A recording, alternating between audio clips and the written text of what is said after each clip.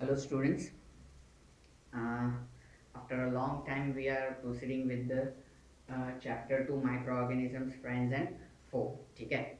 In today's lecture we are going to proceed with the harmful microorganisms, in which of course how microorganisms are harmful to us. Then we can say that microorganism causes disease in human body, animal body and plant body. So ultimately harmful microorganisms are, we can say that, disease causing microorganisms. Okay, but before we proceed with this topic, I will give you the quick revision from the starting itself, so that we can revise the chapter and you can memorize the chapter nicely. Okay, so chapter we have started with the microorganisms. What are the microorganisms? Then we can say that two tiny organisms which we cannot observe by the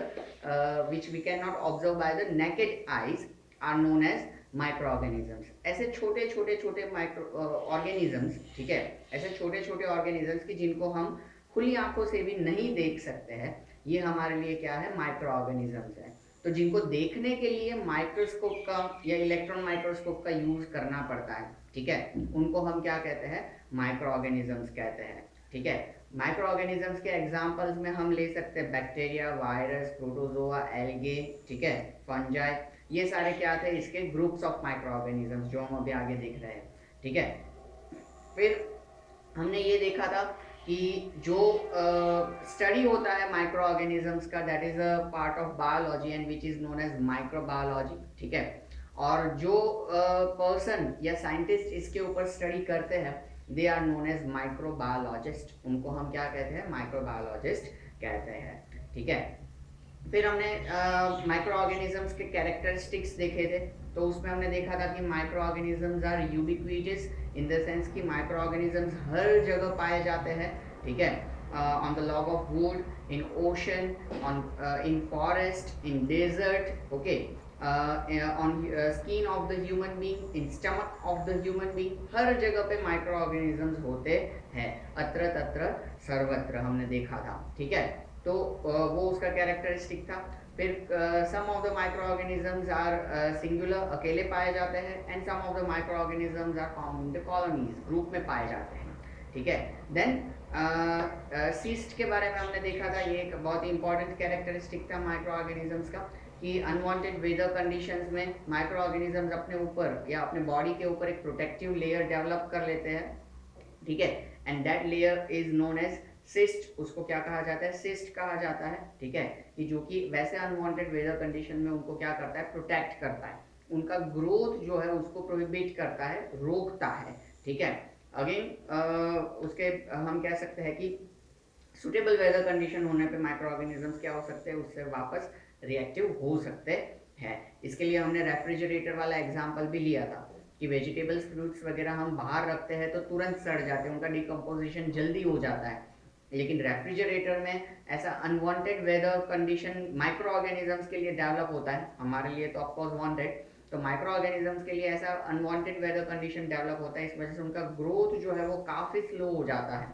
ठीक है, इसलिए लंबे समय तक हम वहाँ पे हमारे वेजिटेबल्स या फ्रूट्स वगैरह रेफ्रिजरेटर में स्टोर कर सकते हैं. ठीक है, तो ये हमने देखा था सिस्ट के बारे में. ठीक है, और बाकी तो general characteristics, some microorganisms are useful to us और benefited to us, so they are our friends, and some microorganisms are harmful to us, they cause disease, so they are foe, in the sense are enemies. Okay, फिर हमने groups of micro organisms देखे थे.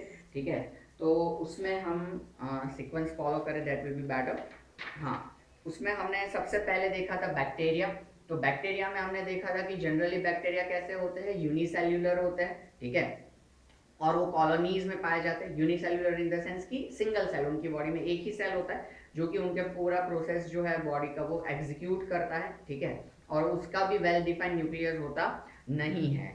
ठीक है, फिर हमने देखा था कि बैक्टीरिया जो है वो ग्रुप में जनरली पाए जाते हैं. ठीक है, some bacterias are useful to us. Lactobacillus bacteria है, तो जैसे कि वो हमारे कर्ड बनाने में हेल्पफुल रहते हैं. फिर राइजोबियम बैक्टीरिया सॉइल की फर्टिलिटी इंक्रीज करते हैं. ठीक है, ये सारी चीज़ें हमने फ्रेंडली माइक्रो ऑर्गेनिजम्स में भी देखा था. ठीक है, तो ये उनके यूजेस है. और कुछ बैक्टीरिया जो है they are we can say that disease causing bacteria.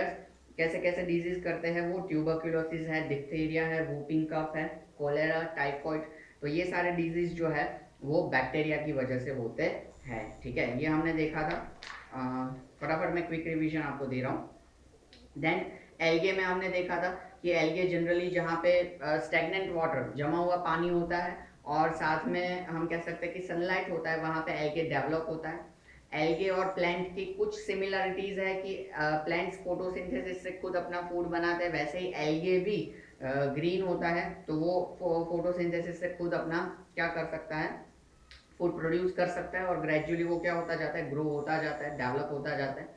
वैसे तो एल्गे हमारे लिए हार्मफुल नहीं है, हाँ, पर वो पॉल्यूशन क्रिएट करता है और एक्वेटिक बॉडीज के लिए हार्मफुल है। ठीक है, वो एक उसका नेगेटिव पॉइंट है। अदरवाइज एल्गे की यूजफुलनेस देखें तो some of the kind of algae are consumed as a food. और ब्लू ग्रीन एल्गे जो है, तो ब्लू ग्रीन एल्गे हमारे सॉइल में नाइट्रोजन फिक्सेशन के लिए, यानी कि सॉइल की फर्टिलिटी इंक्रीज करने के लिए हेल्पफुल रहता है। ठीक है, और some of the algaes are unicellular. Unicellular के एग्जांपल्स अगर हम देखें तो क्लेमेडोमोनस एंड डायटॉम्स है। और हम कह सकते हैं कि ब्लू ग्रीन एल्गे और स्पायरोगायरा जो है वो मल्टी सेल्यूलर है, मतलब कि जिनके बॉडी के अंदर एक से ज़्यादा सेल्स है। ये एग्जांपल्स आपको याद रखने हैं, मुझे भले ना रहते हो, ठीक है, क्योंकि मुझे एक्सप्लेन करना है, आपको एग्जाम देना है। हाँ, तो इस तरीके के हमने एल्गे के बारे में देखा था। ठीक है, then after fungi is there और फंगा इज देयर। ठीक है, तो जिसमें हमने एक ब्रेड वाला मैंने आपको एग्जांपल दिया था कि आप ब्रेड को किसी डिब्बे में थोड़ा सा उसमें पानी स्प्रे करके या पानी डाल के उसको साइड में रख दो, तो 2-3 दिन में आप क्या कर सकते हो, उसके अंदर थ्रेड लाइक स्ट्रक्चर, ग्रे या ब्लैक थ्रेड लाइक स्ट्रक्चर उसमें डेवलप हुआ होता आपको नजर आएगा। तो वो क्या था, हमारा फंजाई था। वो थ्रेड लाइक स्ट्रक्चर होता है, उसको कहा जाता है हाइफी। ठीक है, और फंजाई जो है वो वहां पे ग्रेजुअली ब्रेड में से क्या करेगा, न्यूट्रिशन कंज्यूम करेगा और खुद क्या हो सकता है, ग्रो हो सकता है। Some of the fungi are useful to us, like yeast जो फंजाई है तो वो फ्रेंडली माइक्रो ऑर्गेनिजम्स में हमने देखा ही था कि वो हमारे लिए काफ़ी सारी चीज़ें, बैक्ड आइटम्स और वो सब बनाने में यूजफुल रहता है। ठीक है, and some of the fungi are harmful to us, as such they will create fungal infection in our body. Okay, ringworm and that kind of disease they can create on our body, we can say. Okay, plus fungi are the microorganisms which will spoil our food also. ठीक है, वो हमारा food को भी क्या कर सकते हैं, स्पॉइल कर सकते हैं। जैसे हमने देखा था कि हमें हमेशा हमारे जो ग्रोसरीज जो है उनको हमें क्या करना पड़ता है, मतलब जो सीरियल्स है और लेग्यूम्स है उन सबको हमें धूप देनी पड़ती है, क्योंकि थोड़ा सा भी अगर मॉइस्चर रह जाएगा तो क्या होगा, वहाँ पे हम कह सकते हैं कि फंजाई डेवलप हो जाएगा और वो पूरा हमारा फूड स्पॉइल कर देगा। ठीक है, इसलिए हम काफ़ी सारे प्रिकॉशंस रखते हैं, नीम लीव्स है, सनलाइट है। ठीक है, और वो छोटी छोटी वो ऐसी टैबलेट्स भी आती है, वो सारी चीज़ें हम रखते हैं ताकि ये डेवलप ना हो। ठीक है, तो this was all about the fungi. Next is the protozoa. Protozoa हमारे लिए हम कह सकते हैं कि हार्मफुल ही है, क्योंकि वो डिजीज क्रिएट करते हैं। कुछ एग्जांपल्स हम प्रोटोजोआ के देखें तो अमीबा है, पैरामीशियम है, प्लाज्मोडियम है, तो ये सारे प्रोटोजोआ है। ठीक है, जनरली प्रोटोजोआ सिंगल सेल्ड होते हैं, हार्मफुल होता है हमारे लिए। अमीबा जो है फिर ये पैरामीशियम है, तो ये सारे हमारे बॉडी के अंदर जाएंगे तो फूड पॉइजनिंग है, और ये सारे डिजीज क्रिएट कर सकते हैं, डायरिया वगैरह। ठीक है, और प्लाज्मोडियम जो है तो वो हमने देखा था कि हमारे बॉडी के अंदर क्या करेगा, मलेरिया क्रिएट करेगा, जो कि एनीफिलीज फीमेल मॉस्किटो के बाइट करने की वजह से होता है। एनीफिलीज फीमेल मॉस्किटो जो होगा उसके बॉडी में ये प्लाज्मोडियम पहले से प्रेजेंट होता है। वैसा मॉस्किटो अगर हमें बाइट करता है तो ये प्लाज्मोडियम हमारे बॉडी के अंदर वो इंजेक्ट करता है, and due to that we can say that we will suffer from the malaria. Okay, तो ये प्लाज्मोडियम प्रोटोजोआ था। प्लाज्मोडियम, अरे प्रोटोजोआ का हमारे लिए कुछ भी बेनिफिट है नहीं। ठीक है, then after last group of microorganism was viruses. Okay, तो वायरसेस में खास करके हमने ये देखा था कि वायरस को एक्टिवेट होने के लिए होस्ट सेल की ज़रूरत पड़ती है। तो वायरस कभी भी किसी भी बॉडी में, चाहे वो ह्यूमन बॉडी हो, एनिमल बॉडी हो, जिसमें भी वो एंटर होगा तब जाके वो एक्टिवेट होगा, ठीक है। सो अगर ह्यूमन का या एनिमल का या प्लांट का किसी का भी बॉडी अगर उतना कैपेबल है कि उस वायरस से फाइट कर सकते हैं, जिसको हम इम्यूनिटी कहते हैं, इन दिनों में बहुत इम्यूनिटी इम्यूनिटी आपने सुना होगा। तो अगर बंदे का इम्यूनिटी इतना स्ट्रांग है कि उस वायरस से फाइट कर सके, तो वो वायरस जो है वो उसकी बॉडी में ज़्यादा टाइम तक सर्वाइव नहीं कर पाएगा। लेकिन अगर बंदे का इम्यूनिटी वीक है तो वो वायरस जो होगा वो बॉडी में सर्वाइव करेगा, वो बॉडी के अंदर ही अपना, हम कह सकते हैं कि रिप्रोडक्शन शुरू कर देगा, ठीक है, अपनी तादाद बढ़ाता जाएगा बॉडी के अंदर और अपने अपने सिम्टम्स जो है वो दिखाना शुरू करेगा, जो भी वायरस के रिस्पेक्टिव सिम्टम्स होंगे वो, ठीक है। अदरवाइज अगर उसके पास कोई होस्ट सेल नहीं है, कोई ह्यूमन बॉडी का सेल नहीं है या एनिमल बॉडी का सेल नहीं है, तो वायरस जो होगा वो डीएक्टिवेटेड फॉर्म में रहेगा, मतलब कि वो कुछ भी अपना असर दिखाएगा नहीं।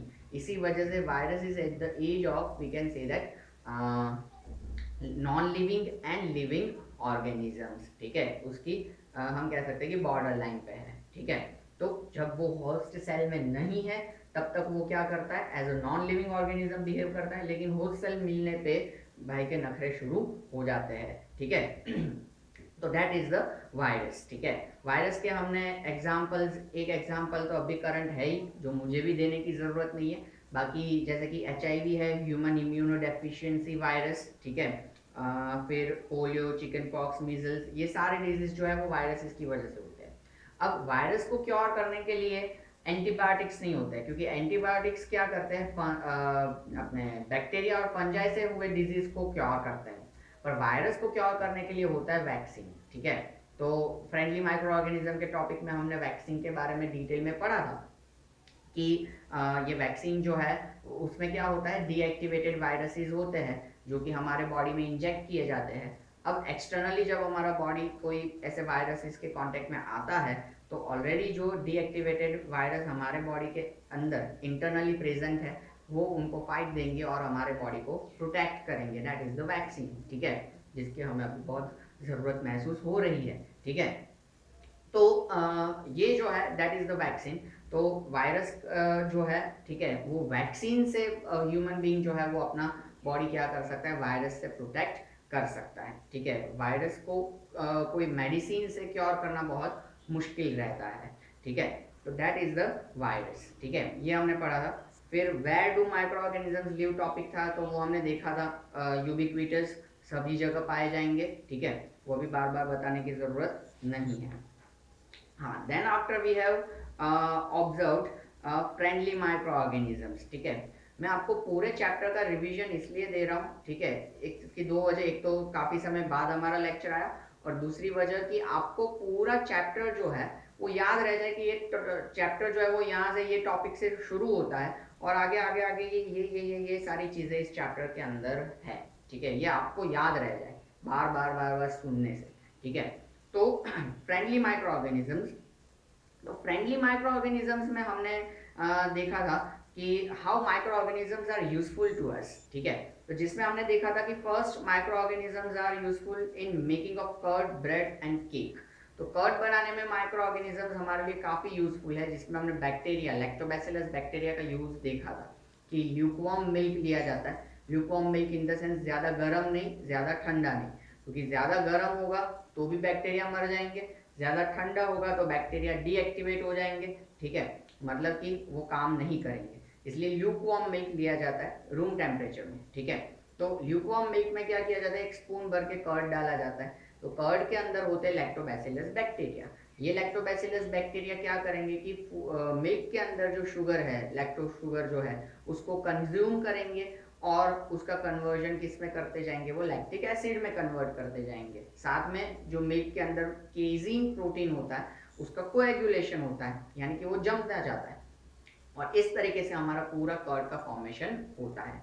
And of course curd is a lactic acid और इसी वजह से ज़्यादा समय तक कर्ड को रखने पे वो ज़्यादा खट्टा होता जाता है, ठीक है। एसिड्स हमेशा टेस्ट में कैसे होते हैं, खट्टे होते हैं, ठीक है। तो ये हमने फॉर्मेशन ऑफ कर्ड देखा था, ठीक है। फिर मेकिंग ऑफ ब्रेड, ब्रेड में भी ये यूज़ होता है। ब्रेड इन द सेंस हम कह सकते हैं कि फिर इडली, ढोकला, केक, ये सभी में ये जो है फंजाई, ये माइक्रो ऑर्गेनिजम्स यूज होता है, ठीक है, कि जिसमें क्या किया जाता है कि इन सब चीज़ों का जब डो रेस्पेक्टिव डो प्रिपेयर किया जाता है, ब्रेड के लिए ब्रेड का डो, इडली डोसा के लिए उसका जो वो खीरा वीरा जो भी आप बोलते हो पेस्ट वेस्ट वो, तो उसमें ये यीस्ट जो होता है वो या तो डाला जाता है या डेवलप होता है, ठीक है।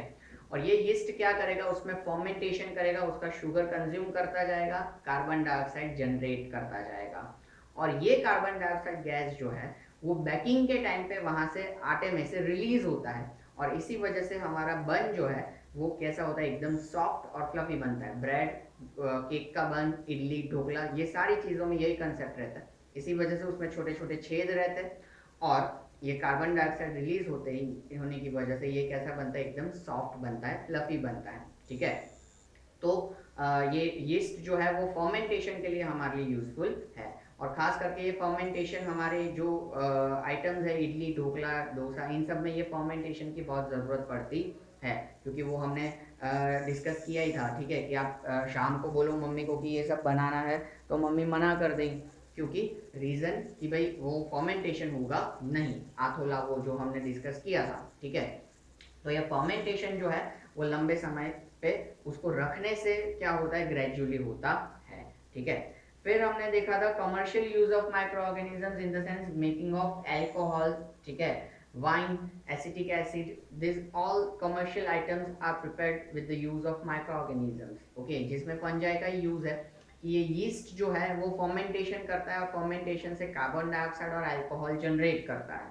तो अल्कोहल जो है वो फ्रूट जूसेस और इन सब का क्या होता है, डिकम्पोजिशन होता है, उसमें यीस्ट भी डाला जाता है, कि जिसकी वजह से ये फर्मेंटेशन प्रोसेस जल्दी होता है, और ये फर्मेंटेशन से ग्रेजुअली फ्रूट्स और उन सब के अंदर जो शुगर प्रेजेंट होता है, ग्लूकोज प्रेजेंट होता है, उसका ये यीस्ट क्या करता है, अल्कोहल में कन्वर्जन करता है, ठीक है।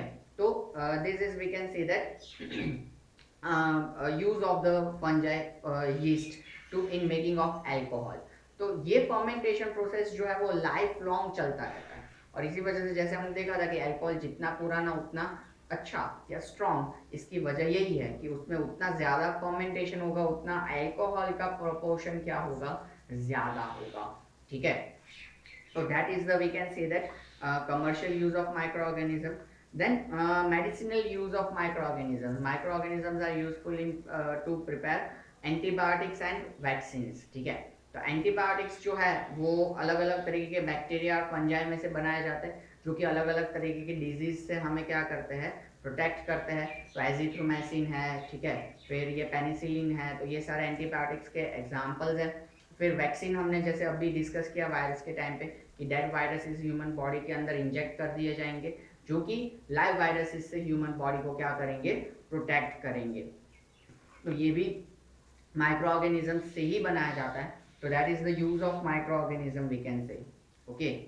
फिर हमने देखा micro organisms are useful to us in increasing the soil fertility. Soil fertility increase करने में भी माइक्रो ऑर्गेनिजम्स हमारे लिए हेल्पफुल है, या तो फिर हम कह सकते हैं कि यूजफुल है। तो उसमें हमने दो देखे थे, rhizobium and blue green algae, ठीक है। राइजोबियम बैक्टीरिया और blue green algae environmental nitrogen को क्या करते हैं, सॉइल में फिक्स करते हैं, और सॉइल की फर्टिलिटी जो है वो क्या करते हैं, इंक्रीज करके देते हैं, ठीक है, क्योंकि अल्टीमेटली वो सॉइल के न्यूट्रिशनस वैल्यूज जो है उसको क्या करेंगे, वो रीजनरेट करेंगे या रिप्लेनिश करेंगे। So they are useful to increase the soil fertility. Then cleaning environment, environment को क्लीन करने के लिए भी माइक्रो ऑर्गेनिज्म हमारे लिए यूजफुल है, जिसमें मैंने एग्जांपल दिया था कि आपने सराउंडिंग में देखा हो कि कोई डॉग वगैरह या कोई भी एनिमल का डेड बॉडी पड़ा होता है, तो ग्रेजुअली वो क्या होता जाता है, डिकम्पोज होता जाता है। तो ये डिकम्पोजिशन के लिए डिकम्पोजिंग काफ़ी सारे बैक्टीरिया होते हैं, अलग अलग स्यूडोमोनास फैमिली या जो भी फैमिली के बैक्टीरिया हैं, वो बैक्टीरिया क्या करते हैं, ये डिकम्पोजिशन प्रोसेस करते हैं, कि जिससे ये पूरा बॉडी जो है वो डिकम्पोज हो जाता है। और बॉडी के अलावा हमारे जो भी हम कह सकते हैं कि ऑर्गेनिक वेस्ट होता है, सीवेज वेस्ट कंसिडर कर लो, हमारा किचन वेस्ट कंसिडर कर लो, अलग अलग पेल्स वगैरह जो भी है, तो ये सारी चीज़ें क्या हो सकती है, डिकम्पोज हो सकती है, ठीक है। इनऑर्गेनिक वेस्ट यानी कि प्लास्टिक या ऐसी कोई चीज़ें डिकम्पोज होगी नहीं, ठीक है। तो ये एनवायरनमेंट को क्लीन करेंगे डिकम्पोजिशन के थ्रू, तो ये भी हमारे लिए क्या हुए, हेल्पफुल हुए। तो ये सारी चीज़ें हमने जो देखी that is all about, we can say that useful microorganisms or else friendly microorganisms. अब हम आगे प्रोसीड करने जा रहे हैं, ठीक है। ऑलमोस्ट इस लेक्चर के अंदर हमने चैप्टर ही रिवाइज किया, बट इट्स ओके, आपका चैप्टर रिवाइज हुआ, दैट इज इम्पॉर्टेंट, और वो पूरा आप याद रखना, ठीक है। हाँ, सो अब हम प्रोसीड करने जा रहे हैं हार्मफुल माइक्रो ऑर्गेनिजम्स, ठीक है। यानी कि हमारे लिए माइक्रो ऑर्गेनिजम्स किस तरीके से हार्मफुल है। तो माइक्रो ऑर्गेनिजम्स के हार्मफुलनेस में खास करके आता है डिजीज कॉजिंग माइक्रो ऑर्गेनिज्म, ठीक है, कि वो हमारे बॉडी के अंदर अलग अलग तरीके के क्या करते हैं, डिजीज जनरेट करते हैं। तो हम यहाँ पे प्रोसीड कर रहे हैं पहले disease causing microorganisms in humans, ठीक है। तो ऐसे microorganisms, we can say that those microorganisms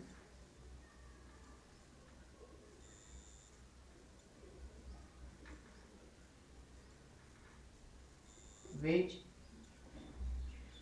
causes or which cause disease are called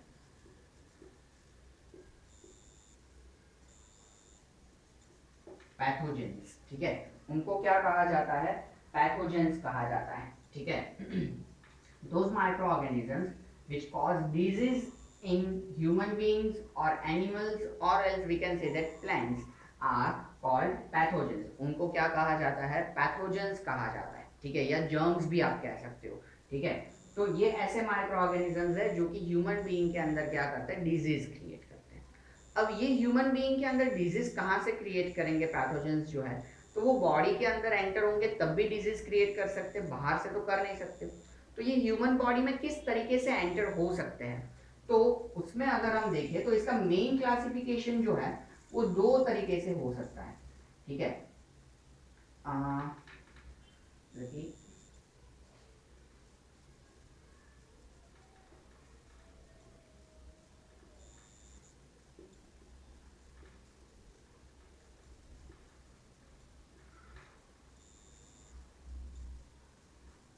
how micro organisms enter in body, तो ये दो तरीके से हो सकता है, मतलब मेन दो तरीके हैं इसके।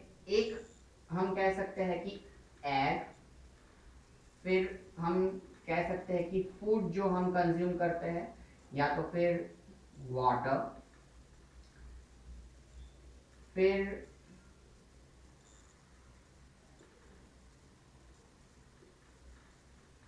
infected इंजेक्शन नीडल्स, और एल्स हम कह सकते हैं कि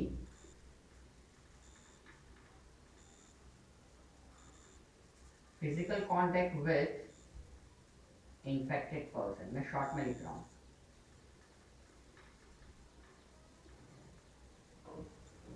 okay, physical contact with infected person. एक ये तरीके हैं कि जिनसे ये फैल सकता है, और दूसरा ये मेन तरीका है कि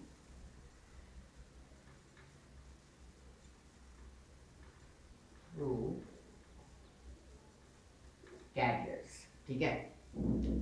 कैरियर्स में हम इनके एग्जाम्पल्स लिख दे, एक रहेगा मस्किटो और हाउस फ्लाई, ठीक है। तो ये जो तरीके हैं, इनसे माइक्रो ऑर्गेनिजम्स क्या हो सकते हैं, हमारे बॉडी के अंदर एंटर हो सकते हैं, ठीक है। इनमें से ऐसे माइक्रो ऑर्गेनिज्म जो कि एयर, फूड या वाटर या इन्फेक्टेड इंजेक्शन नीडल से या फिजिकल कांटेक्ट से या इन्फेक्टेड पर्सन के फिजिकल कांटेक्ट से हमारे बॉडी में एंटर होते हैं, इनसे जो डिजीज स्प्रेड होते हैं, this are known as communicable disease, okay. इनको क्या कहा जाता है, कम्युनिकेबल डिजीज कहा जाता है, ठीक है। ऐसे डिजीज जो कि हम कह सकते हैं कि एयर के थ्रू, यानी कि हम ब्रीथिंग करते हैं तो ऑफकोर्स एयर अंदर जाएगा, तो उसके थ्रू फैलते हो, ठीक है। डिटेल में हम अभी डिस्कशन कर रहे हैं। फिर फूड जो हम कंज्यूम करते हैं या वाटर हम कंज्यूम करते हैं, तो वो भी हमारे बॉडी के अंदर एंटर होता है, तो उसके थ्रू फैलते हो, ठीक है, या इन्फेक्टेड इंजेक्शन नीडल्स जब हमारे बॉडी में इंजेक्ट किए जाएंगे, ठीक है, कोई अलग अलग मेडिसिन डालने के लिए, तो अगर वो नीडल्स ही इन्फेक्टेड हो, उनके थ्रू हमारे बॉडी में जाते हो, ठीक है, या फिजिकल कोई इन्फेक्टेड पर्सन के साथ फिजिकल कांटेक्ट के साथ थ्रू हमारे अंदर फैलते हो, ठीक है। तो इस तरीके से फैलने वाले जो डिजीज है, this are the communicable disease, ठीक है। जनरल हम कह सकते हैं कि वे में हम एक दूसरे को क्या कर सकते हैं, इन्फेक्शन फैला सकते हैं, वैसे ये डिजीज है, ठीक है। डिटेल में हम डिस्कशन करें थ्रू एयर। अब एयर से फैलने वाले डिजीज, कम्युनिकेबल डिजीज कैसे है, क्योंकि सपोज मान लो कि कोई ग्रुप में खड़े सब, ठीक है, अब someone is suffering from the flu, now that person sneezes in front of all, okay, without taking any kind of precaution like reflex action like hands और elbow or something, ठीक है, उसके अलावा सीधा ही वो स्नीज करता है इन फ्रंट ऑफ ऑल, तो वो क्या करेगा कि वो फ्लू से सफर कर रहा है, तो फ्लू के जो माइक्रोब्स है वो स्नीजिंग के थ्रू एटमॉस्फेयर में क्या कर रहा है, वो रिलीज कर रहा है। अब सराउंडिंग में जो लोग हैं वो ब्रीथिंग तो स्टॉप नहीं करने वाले, दे विल रेस्पिरेट, तो वो जो एयर इनटेक करेंगे उसके थ्रू ये फ्लू के माइक्रोब्स जो है वो उनके बॉडी में क्या हो जाएंगे, एंटर हो जाएंगे, ठीक है। एंड दैट अगर उनकी इम्यूनिटी वीक है तो वो लोग भी क्या करेंगे, फ्लू से सफर करेंगे। तो इस तरीके से ये फ्लू क्या हो गया, अलग अलग लोगों में स्प्रेड हो गया, समझ में आया। तो इसी वजह से क्या कहा जाता है, हमें हमेशा अभी के दिनों में तो ये इस तरीके से फैल रहा है, ठीक है, the different kind of virus we can say, तो इसी वजह से हमें मास्क पहन के रखा जाता है, ठीक है, ताकि मास्क के थ्रू क्या हो कि भाई जो अगर somebody or infected person sneezes, then that microbes will be there itself in the mask only, they will not come out in the atmosphere, ठीक है। तो ये ऐसे डिजीज होते हैं जो हम कह सकते हैं कि अगेन कम्युनिकेबल डिजीज है, कि इस तरीके से फैलते हैं, ठीक है। तो ऐसे हम कह सकते हैं कि फ्लू है, फिर नॉर्मल जो कॉमन कोल्ड वगैरह है, खांसी है, तो ये सभी के जो हम कह सकते हैं कि माइक्रोब्स है वो एयर के थ्रू इसी तरीके से फैलते हैं, ठीक है। इसी वजह से हमेशा हमें नॉर्मल डेज में अगर हम बात करें ये दिनों को छोड़ के, तो भी हमेशा क्या कहा जाता है कि something reflex action should be there in your body, कि अगर आप स्नीज करते हो तो आप हाथों से कवर करो, ठीक है, फिर हाथ को अच्छे से वॉश कर लो, या तो फिर एल्बो से कवर करो या हैंकी से कवर करो, ठीक है। अगर आपको फ्रिक्वेंटली खांसी आ रही है तो बेटर है कि आप हैंकी से कवर अपना माउथ रखो, ताकि दूसरे बच्चे या बंदे जो आपके आजू बाजू में है वो उससे इन्फेक्टेड ना हो, ठीक है। So that's why only right now in this situation we can say that mask is most important, okay, for us and for the we can say that our near ones and dear ones, okay. Then next is food and water, ठीक है। अब food और water हम consume करते तो मतलब हमारी body के अंदर तो वो चीज़ें जा ही रही है, तो अगर हम कंटेमिनेटेड फूड और कंटेमिनेटेड वाटर कंज्यूम करते हैं, ठीक है, तो ऑफ कोर्स वो भी हमारे बॉडी के लिए क्या होगा, हार्मफुल होगा, ठीक है। कंटेमिनेटेड फूड और वाटर वो भी हमारी बॉडी के लिए क्या होगा, हार्मफुल होगा, और हमारे बॉडी के अंदर अलग अलग डिजीज क्रिएट करेगा, ठीक है। इसलिए अगर हम कंटेमिनेटेड फूड कंज्यूम करते हैं तो डायरिया है, कंटेमिनेटेड वाटर कंज्यूम करते हैं तो कॉलेरा है, फूड पॉइजनिंग है, ये सारे डिजीज हमें हो सकते हैं, टाइफॉइड है, ठीक है। तो ये सारी चीज़ें कंटेमिनेटेड वाटर और फूड कंज्यूम करने से होती है। पानी पूरी का शौक हम क्या करता है, टेम्पटेशन आता है कि नहीं अब पानी पूरी मुझे खाना ही है, बाहर का, घर का नहीं, ठीक है। पर इसमें ये दोनों चीज़ें कंटेमिनेशन वाली होने के बहुत ज़्यादा चांसेस है, ठीक है, क्योंकि आलू जो यूज़ हुआ है यू डोंट नो कब से पका के रखा हुआ है, कंटेमिनेटेड हो सकता है, और प्लस वाटर तो है ही उसमें, ठीक है, तो वो वाटर भी कैसा है वो भी पता नहीं है। अब ये मत कहना उधर बैठे बैठे कि सर हम तो मिनरल वाटर वाली पानी पूरी खाते हैं, ठीक है, वो दिखाने के लिए होता है, वो 100% वो मिनरल वाटर है भी, उनका जो कंटेनर है वाटर का वो साफ है या नहीं है, ये काफ़ी सारे क्वेश्चंस हो सकते हैं, ठीक है। सो ये फूड एंड वाटर ये दोनों अगर कंटेमिनेटेड है और ऐसी चीज़ें हमारे बॉडी में जाती है तो ऑफकोर्स ये डिजीज जो है वो हमें फैलेंगे। इसके साथ साथ में अगर इन्फेक्टेड पर्सन ऐसा फूड बना रहा है तो उसकी वजह से भी वो अपना डिजीज क्या करेगा, उसके साथ में हम कह सकते हैं कि स्प्रेड कर सकता है। ठीक है, ऐसे पानी पूरी वाले के अगेन आपने एग्जांपल्स काफी सारे देखे हुए होंगे, ठीक है, या न्यूज़पेपर में पढ़े होंगे। ठीक है, सो फूड एंड वाटर कभी कभी हम कह सकते हैं कि ठीक है, इन दिनों में तो वैसे भी हम बाहर का नहीं खाते, लेकिन जब नॉर्मल सिचुएशंस है तब अगर ठीक है वंस इन अ मंथ और ट्वाइस इन अ मंथ तो इट्स ओके, बट बहुत ज़्यादा हमें बाहर का फूड कंज्यूम नहीं करना चाहिए।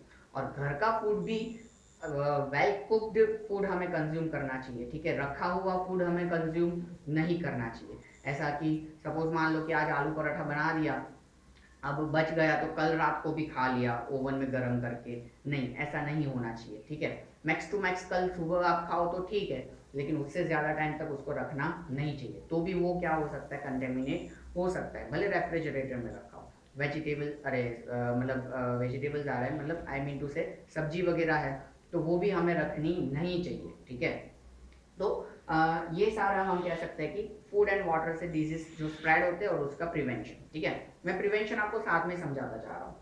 दूसरी चीज फूड और वाटर में क्या है, वाटर को तो हमें खास करके अच्छे से प्योरीफाई करना चाहिए, तो वो हमारे लिए हमारे घर पे जनरली एक्वागार्ड आरओ सिस्टम्स वगैरह होते हैं जो कि उसको अच्छे से प्योरीफाई करते हैं। फूड को हमें क्या करना चाहिए, एक तो प्रॉपरली कुक करना चाहिए, दूसरी चीज उसको हमेशा कवर करके रखना चाहिए। ठीक है, उसके ऊपर कुछ भी ढक के रखना चाहिए, ताकि अलग अलग जो हमारे ये कैरियर्स है, खास करके हाउस फ्लाई वगैरह, वो उसके ऊपर बैठे नहीं और डिजीज स्प्रेड करेंगे। ठीक है, ये टॉपिक हम पूरा बाद में पढ़ेंगे, उसमें डिस्कस करेंगे deeply. Then infected injections and needles, हालांकि अब इससे डिजीज फैलने के चांसेस बहुत ही कम है, क्योंकि डॉक्टर्स, नर्सिस, इन सब के लिए ये अब कंपल्शन आ चुका है कि आपको तुरंत ही यूज करने के बाद उसको डिस्पोज कर देना है। ठीक है, नीडल्स या इंजेक्शन जो भी है। ठीक है, इसलिए आपको ये चीज के लिए तो भी अलर्ट रहना है कि जब भी हम कोई भी इन तरीके का इंजेक्शन या कोई भी चीज लगाने जाए तो नर्स या डॉक्टर को इंसिस्ट करें कि आप हमारे सामने ही नीडल और इंजेक्शन को अनरैप करें।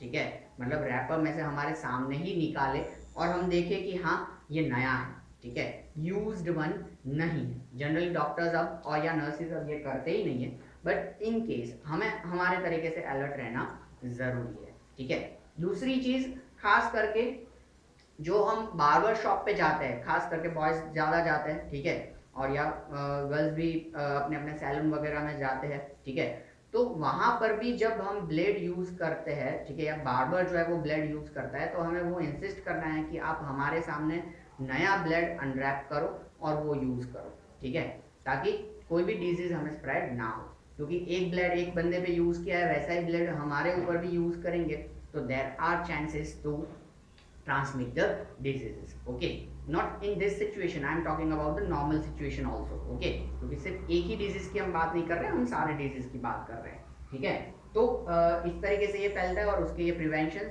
जो कि प्रिकॉशन मेजर्स हमें याद रखने चाहिए, ध्यान में रखने चाहिए।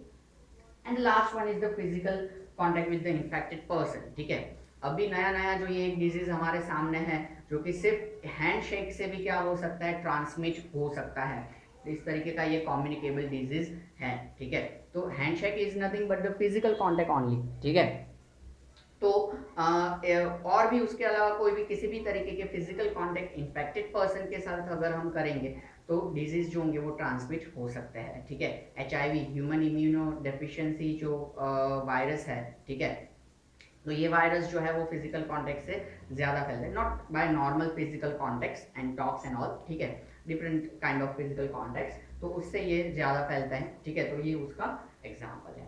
ठीक है, तो ये सारे हमने देखे कि कम्युनिकेबल डिजीज कैसे स्प्रेड होते हैं, और सबके साथ में ही मैंने उनके प्रिवेंशन आपको बता दिए हैं। ठीक है, कि ऐसे फैलने वाले डिजीज को हम कैसे प्रिवेंट कर सकते हैं, तो by taking a mask, by using reflex actions kind of things.